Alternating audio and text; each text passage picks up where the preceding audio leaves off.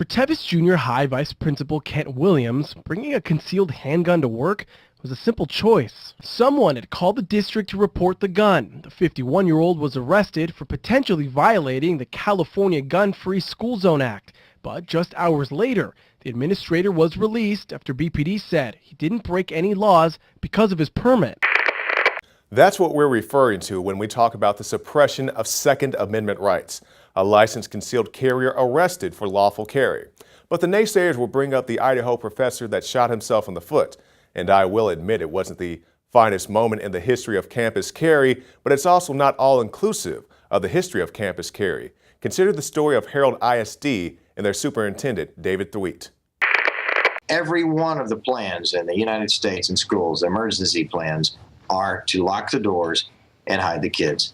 Well, that was disturbing to us because we're 30 minutes from law enforcement. We had no way to protect ourselves, and there wasn't anybody around to take care of us. We were our first responders. Right. I came up with a plan, and the plan, has been on the news a lot. It's pretty self-explanatory. They have to have a CHL. We approve them. The board approves them individually. We undergo some extra training, and then we use frangible ammunition, which breaks apart when it hits hard objects, right, to avoid ricochet. So, but the advantage of our plan is that we have multiple people within the school, within the building, that can respond. We don't just have one. Every plan out there is a security guard. Well, what happens when he goes to the dentist? What happens when he has the flu? Right. What happens when he goes to lunch, for crying out loud?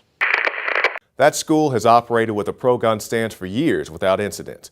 So if your solution to campus violence is to sit back and wait for the police to come and save you, consider that the officers responding may not be any better trained with firearms than anyone else. You can find more reports at Infowars.com. 50 Cent, Too Short, all of them talk about Glock 40. Okay, I'm the only one in this room professional enough that I know of to carry this Glock 40. I'm the only one.